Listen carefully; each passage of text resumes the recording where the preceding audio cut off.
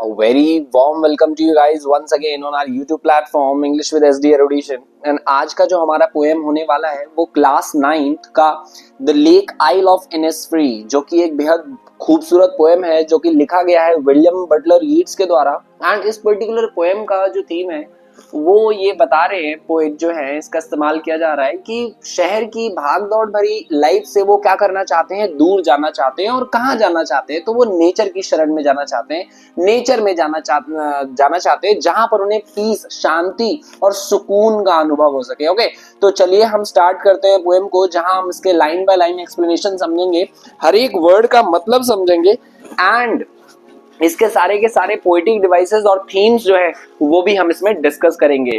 तो वीडियो को लास्ट तक जरूर देखें ताकि आपको इस पर्टिकुलर पोएम में कोई भी डाउट ना रहे। The lake isle of Innisfree William Butler Yeats के द्वारा लिखा गया है। एंड सबसे पहले जो पोएट बताते हैं that I will arise and go now, go to Innisfree यानी मैं जागूंगा, उठूंगा। अराइज मतलब होता है जागना, और चला जाऊंगा। जाऊंगा कहाँ जाऊंगा? तो वो इनिसफ्री यानी ये आयरलैंड, क्योंकि जो पर्टिकुलर पोएट हैं वो आयरलैंड से बिलोंग करते हैं। एंड आयरलैंड में एक छोटा सा जो टापू है, आइलैंड हम कहेंगे, आइल जो होता है वो एक छोटा सा आइलैंड, ठीक है। तो वहां जाना चाहते हैं इनिसफ्री। एंड वहां पर कि पहले बता देता हूं मैं आपको कि पोएट ने अपना बचपन जो है ना, बचपन में बहुत सारा समय जो है वो यहाँ गुजारा है, तो वो इससे भली भांति जान पहचान है और इसके माहौल को वो जानते हैं। और currently he is living in city, वो अभी शहर में रह रहे हैं। तो आगे कहते हैं and a small cabin build their, और वहां पर एक छोटा सा केबिन बनाऊंगा मैं अपना, और केबिन यानी घर कमरा टाइप बनाऊंगा। एंड ऑफ क्ले, जो कि किससे बना होगा? मिट्टी से बना होगा। क्ले मतलब मिट्टी। एंड वैटल्स मेड, वैटल्स होते हैं जो बांस के छोटी छोटी जो डंडियां होती है ना, उससे हम क्या करेंगे, अपना एक पूरा का पर्टिकुलर केबिन बनाऊंगा। 9 बीन रोज, और वहां पर मैं बीन की खेती करूंगा, ठीक है, बीन उगाऊंगा। बीन यानी ये बीन ही क्यों लिया गया है, ये दर्शा रहे हैं कि वो नेचर की ना सिंप्लिसिटी में जाना चाहते हैं, नेचर की सिंप्लिसिटी को अडोर करना चाहते हैं, ठीक है। तो वहां वो ज्यादा फैंसी चीजें नहीं चाहते, सिंपल सा बीन वो उगाएंगे। And a hive for the honey bee, और मधुमक्खी का जो छत्ता है उसका मधुमक्खी पालन करेंगे वहां पर। एंड उस बी लाउड ग्लेड यानी उस वातावरण में जहां पर सिर्फ और सिर्फ मधुमक्खियों की भिनभिनाने की आवाज आएगी और सुकून शांति उन्हें मिलेगा, तो वो वहां पर अकेले रहेंगे। लिव अलोन, लिव अलोन मतलब अकेले रहना। And I shall have some peace there, और मुझे वहां पर शांति मिलेगी, जो सुकून, जो मतलब सीरेनिटी जो मैं चाहता हूँ ना, पीस जो मैं चाहता हूँ वो मुझे वहां मिलेगा। For piece comes dropping slow, यानी ये बता रहे हैं कि जो शांति है ना वो ऑल ऑफ सडन नहीं मिलेगी आपको।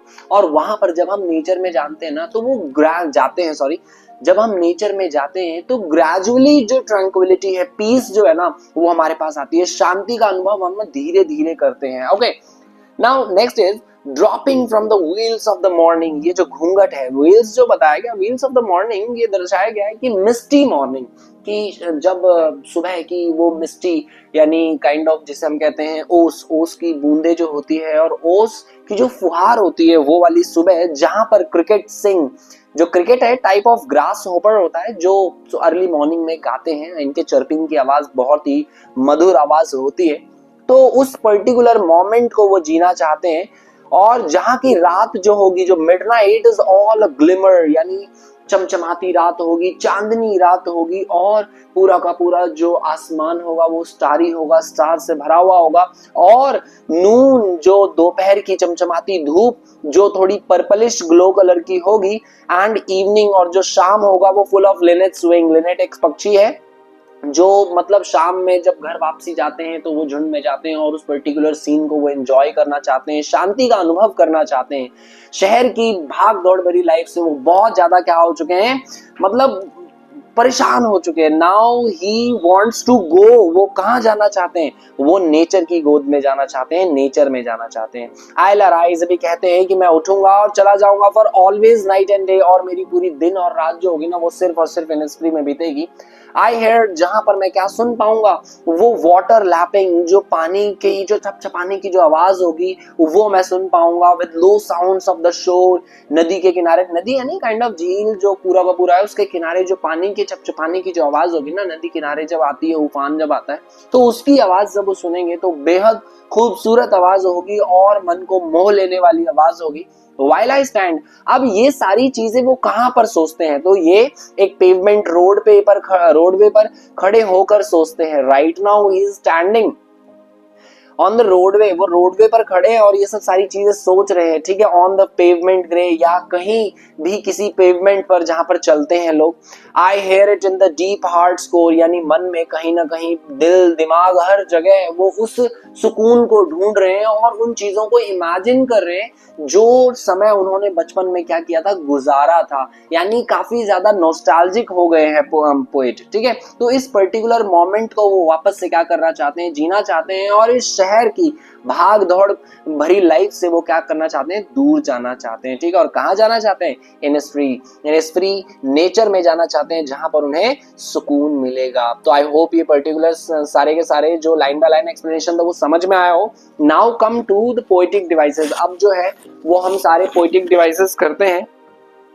सबसे पहला जो है वो एलिट्रेशन का इस्तेमाल हुआ है, जब दो या दो से ज्यादा वर्ड्स में साउंड, जो सेम साउंड जो होते हैं वो रिपीट होते हैं। देखिए लेक लैपिंग में ल का साउंड जो है ना वो रिपीट हो रहा है, तो that is why it is an alliteration. Now come to assonance. Assonance में जब हम वॉवल साउंड जब रिपीट होता है, ओके, तो क्या होता है, एसोनेंस हो जाता है। तो देखिए जैसे अगर हम बोले that I shall have some peace there, for peace comes dropping slow, long e sound in the peace and bees में क्या है, मतलब ई का साउंड जो है वो रिपीट हो रहा है, इसीलिए इसमें कहीं ना कहीं हम क्या कह सकते हैं, दैट एसोनेंस का इस्तेमाल हुआ है। Now come to imagery. Imagery is what, imagery तो ऑलमोस्ट हर एक पोएम में होता है। जो पोएट के जो शब्द होते हैं उनसे अगर हम क्या कर पाते हैं, एक इमेज जनरेट कर पाते हैं, तो वो कहीं ना कहीं क्या होता है, इमेजरी होता है। जैसे वो बताते हैं कि मैं एक छोटा सा केबिन बनाऊंगा, किससे, क्ले से और वैटल्स में, तो हम कहीं ना कहीं एक हट टाइप जो है इमेजरी हम क्रिएट कर पा रहे हैं, इमेज क्रिएट कर पा रहे हैं, तो वो कहीं ना कहीं क्या होगा, हम वो इमेजरी जो है वो पर्टिकुलर पोएटिक डिवाइस इसमें यूज हुआ है। नाउ कम टू 9 बीन रोज, जहां खेती करेंगे, वो बीन की खेती करेंगे, और हनी बी यानी मधुमक्खी पालन करेंगे, तो कहीं ना कहीं ये सब सारी चीजें हम इमेज जनरेट कर पा रहे हैं, तो इसीलिए ये इमेजरी होगा। Now come to repetition. Repetition में जब वर्ड्स या आइडियाज जो है रिपीट होते हैं, जैसे गो का मतलब बार बार यूज हो रहा है, ड्रॉपिंग का इस्तेमाल हो रहा है, इसीलिए इसमें क्या है, रेपिटेशन। जब एक ही वर्ड या फ्रेज दो या दो से ज्यादा बार इस्तेमाल होता है तो वो क्या होता है, हमारा रेपिटेशन होता है। Now come to personification. Personification जब हम ह्यूमन क्वालिटीज देते हैं किसी भी नॉन ह्यूमन थिंग्स को, यानी इनएनिमेट ऑब्जेक्ट्स को, नॉन लिविंग थिंग को जब हम ह्यूमन ट्रेट्स देते हैं, ऐसी चीजें जो हम ह्यूमंस करते हैं और वही हरकतें वही आदतें जो है हम अगर इनएनिमेट ऑब्जेक्ट्स को देते हैं यानी नॉन लिविंग थिंग्स को देते हैं, तो वो पर्सोनिफिकेशन होता है। जैसे यहाँ पर बताया गया है पीस कम्स ड्रॉपिंग स्लो। अरे पीस नहीं आती है, हम यानी हम इंसान आते हैं, we come, they come, okay, तो पीस नहीं आ सकती, इसीलिए ये क्या है, पर्सोनिफिकेशन का इस्तेमाल हुआ है। Okay, now come to symbolism. अब क्या सिंबलाइज कर रहा है, जो इनिस्फ्री है वो क्या सिंबलाइज कर रहा है, तो इस चीज को ध्यान से समझिएगा। इनिस्फ्री जो है वो सिंबलाइज करता है that personal paradise, solitude and escape from the modern life, यानी इस भाग दौड़ भरी लाइफ से जब हम भागना चाहते हैं या एक पर्टिकुलर प्लेस पर जाना चाहते हैं ना, तो वो है इनिस्फ्री। यानी कहते हैं ना, डूबते को तिनके का सहारा है इनिस्फ्री। ओके, तो ये चीज आपको समझना है। Cabin, bean rows and honey bees, ये सब क्या सिंबलाइज कर रहा है, तो ये सिंबलाइज कर रहा है दैट सेल्फ सफिशिएंसी, कि मैं अकेला काफी हूं, मुझे किसी की जरूरत नहीं है, मैं इन सभी चीजों का इस्तेमाल करके क्या रह सकता हूं, अकेले रह सकता हूं, और उस पर्टिकुलर मोमेंट को, उस पर्टिकुलर एनवायरनमेंट को मैं क्या करूंगा, एंजॉय करूंगा। And harmony with the nature. Nature में हम क्या समन्वय और बड़ी खुशहाल तरीके से मैं रह सकता हूँ। नाउ कम टू, इसमें कॉन्ट्रास्ट भी दिया गया है। कॉन्ट्रास्ट किस चीज का? ये दिखाया गया है कि कैसे एक शहर की लाइफ और नेचर की लाइफ जो है ना, वो दोनों ऑपोजिट चीजें हैं। कि शहर की लाइफ में वो शांति नहीं है, बल्कि नेचर की लाइफ में वो शांति है, नेचर में वो शांति है। That poem contrast the peaceful and natural beauty of Innisfree with the urban setting, यानी जो शहरी सेटिंग है ना, काइंड ऑफ जो शहर में जो लोग हैं, शहर का जो माहौल है, मतलब ये सारी चीजें बहुत ज्यादा रकस क्रिएट करता है और टेंशन होती है। ठीक है, इन सभी चीजों को लेकर के भाग दौड़ भरी लाइफ में हम कहाँ उलझ जाते हैं हमें नहीं पता रहता, सुकून नहीं मिलता। लेकिन वहीं अगर हम नेचर में जाते हैं तो नेचर में शांति का अनुभव हमें होता है। जैसे ये कह रहे हैं दैट कि अभी ये यहीं पर ही है, मतलब शहर में ही है, किसी रोड पर खड़े हैं, लेकिन वो इमेजिन कहीं ना कहीं क्या कर रहे हैं, वो इमेजिन कर रहे हैं उस नेचर के लाइफ की, कि जहां वो नेचर में ऐसी ऐसी चीजें इमेजिन करते हैं कि ये सारी चीजें करेंगे और सुकून शांति से रहेंगे। अब मेटाफर क्या है? The wheels of the morning, wheels of the morning जो है वो मिस्टी मॉर्निंग, मिस्टी मॉर्निंग यानी जो मतलब काइंड ऑफ ओस वाली जो सुबह होती है ना, जहां पर सिर्फ और सिर्फ थोड़ी ठंडी सी फुहार आपकी आएगी और हमारे आसपास माहौल जो होता है वो बहुत खुशबूदार होता है। और अगर चिड़िया के चहचहाने की आवाज या क्रिकेट्स के चहचहाने की आवाज आती है तो वो सोने पर सुहागा हो जाता है। ठीक है, तो ये ध्यान रखिएगा। एंजायमेंट भी है जब एक ही आइडिया को दो या दो से ज्यादा लाइंस में फॉरवर्ड कर दिया जाता है तो वो एंजायमेंट कहलाता है। यानी पोएट अपनी बात को एक लाइन में फिनिश ना करे, उसको दो या दो से ज्यादा लाइंस में लेकर जाए। ठीक है, तो वो क्या कहलाता है? एंजायमेंट कहलाता है। देखिए जैसे वो कह रहे हैं कि I shall have some peace there, मुझे वहां शांति मिलेगी।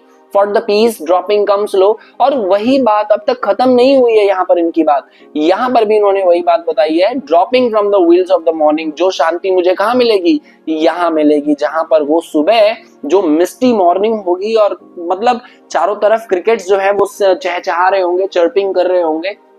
तो ये पर्टिकुलर मोमेंट जो है, ये पर्टिकुलर एनवायरनमेंट जो है वो जीना चाहते हैं, जहां पर उन्हें क्या मिलेगा? सुकून मिलेगा। तो आई होप ये सारे पोएटिक डिवाइसेस आपको क्लियर हो गए हो।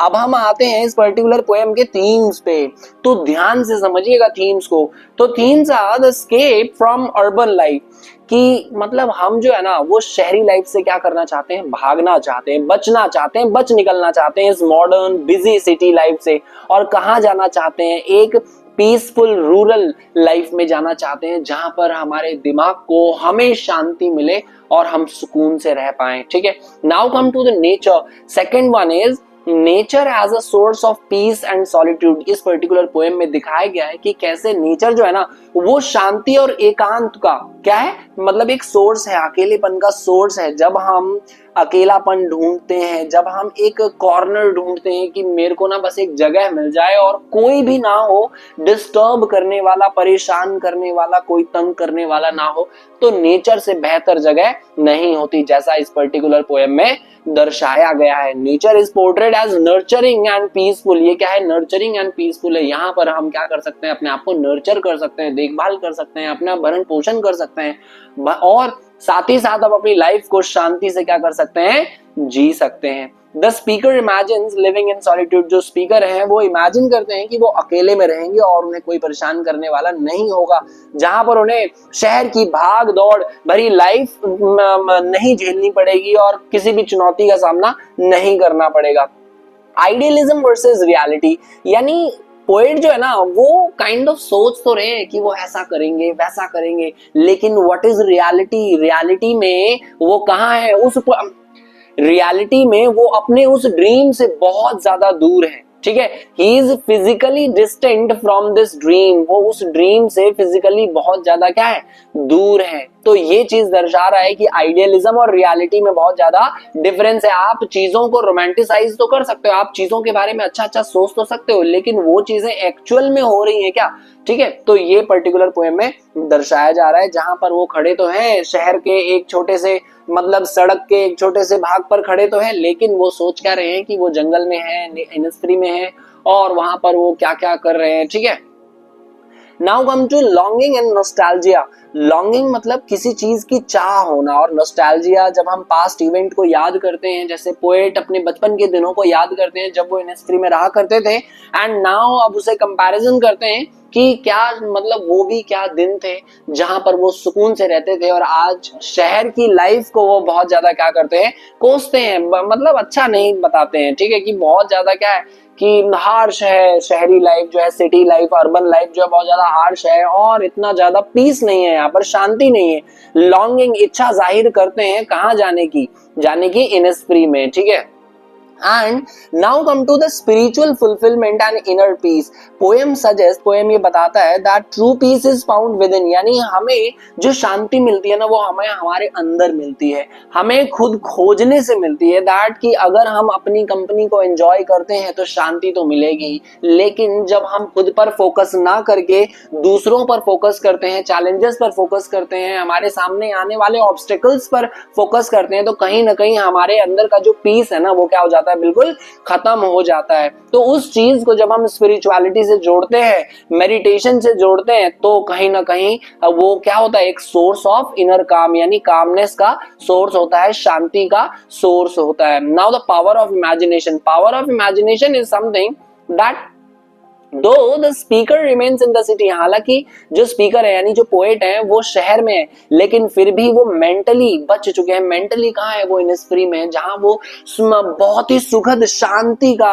अनुभव जो है वो कर रहे हैं। And this shows how imaginations can offer solace even when reality is different, यानी इमेजिनेशन जो है ना वो कहीं ना कहीं क्या कर सकती है, उनको बहुत ज्यादा सुखद शांति दे रही है, इवन रियलिटी जो है वो बहुत ज्यादा अलग है, ठीक है। यानी इमेजिनेशन उनकी सोचने से ही उनको शांति का अनुभव हो रहा है, ठीक है, कि मतलब irrespective weather he is present in that Innisfree और नॉट, वो इनिस्फ्री में प्रेजेंट है या नहीं है इससे कोई फर्क नहीं पड़ रहा, सिर्फ इमेजिनेशन में ही वो इनिस्फ्री में आ चुके हैं। तो ये कहीं ना कहीं एक पीस का सोर्स जो है वो है। आइसोलेशन एंड सेल्फ सफिशिएंसी को भी ये पर्टिकुलर पोएम जो है वो डिनोट कर रहा है, थीम है उसका कि अकेलापन, और मतलब काफी हूं मैं, अकेला काफी हूं, अगर मुझे शांति चाहिए तो मुझे ना क्या चाहिए, सॉलिट्यूड चाहिए। सॉलिट्यूड मतलब एकांत चाहिए, जहां पर मैं अपने आप को बिल्कुल अपने आप से बात कर सकूं, अपने आप को पहचान सकूं, आइडेंटिफाई कर सकूं, खुद से बातें कर सकूं, अनुभव कर सकूं अपने एनवायरनमेंट को। और ऐसी जगह जब हमें मिलती है तो वो इनफ होती है, ओके, और वहां पर हम जो है वो सेल्फ सफिशिएंट होते हैं। जैसे वो पोएम में पोएट जो है वो बताते हैं दैट कि वो क्या करेंगे, जब इनिस्फ्री जाएंगे तो 9 बीन रोज यानी बीन की खेती करेंगे, और वहीं पर हनी बीज क्या करेंगे, उसका पालन करेंगे, और वहां पर शांति से रहेंगे, जहां पर उनको किसी चीज की जरूरत नहीं होगी। And next is the healing power of nature. और पावर हम सभी को पता है कि नेचर में क्या है, एक हीलिंग पावर है, कि हमें हमारी लाइफ में भले कितनी ही ज्यादा परेशानियां चुनौतियां क्यों ना हो, अगर हम नेचर के शरण में जाते हैं, नेचर में जाते हैं, तो कहीं ना कहीं वो हमें क्या करता है, पीस प्रोवाइड करता है, हमें हील करता है, हमें वो शक्ति देता है ताकि हम सारी की सारी चुनौतियों से क्या कर सके, लड़ सके। जैसा कि पोएट जो है वो चाह रख रहे हैं that nature is presented as a place of renewal, जहां पर हम एक नए हम एक नए पर्टिकुलर पर्सन को खोज पाते हैं, और वो पर्सन कौन है, मैं खुद हूं। Where the speaker can heal from the pressures of the urban life से उन्हें जो भी दबाव मिल रहा है, जो भी थकान है, वो उन सब से क्या हो जाता है, दूर हो जाता है जब वो नेचर में आते हैं। And next is the description of peace dropping slow suggest that nature has a gradual. ये जो पीस ड्रॉपिंग स्लो, जैसा मैं बता चुका हूं ऑलरेडी, दैट की पीस शांति जो है ना नेचर में, नेचर की जो शांति है वो ग्रेजुअल होती है, धीरे धीरे हमें सुकून जब मिलता है ना वो धीरे धीरे मिलता है, धीरे धीरे इसकी अनुभूति होती है। एंड सिमिलरली जो पोएट है वो बता रहे हैं कि उन्हें on the spot sudden peace नहीं चाहिए। सडन पीस कहीं नहीं है, नेचर में आप जब जाओगे, जब उसे फील करोगे ना, तो ग्रेजुअल पीस जो है, ग्रेजुअल ट्रैंक्विलिटी जो है ना, वो नेचर की सीरेनिटी को हम फील कर पाते हैं, उसकी सुंदरता को फील कर पाते हैं, ठीक है। तो this is how we have ended this up, हमने इसे एंड कर दिया है। एंड आई होप ये पर्टिकुलर पोएम जो है पूरा अच्छे से समझ में आ गया हो, क्या है क्या नहीं है, किस बारे में बात चल रही है, किस बारे में नहीं चल रही। तो मिलते हैं हम लोग अपने नेक्स्ट वीडियो में, टिल देन अपना ख्याल रखें।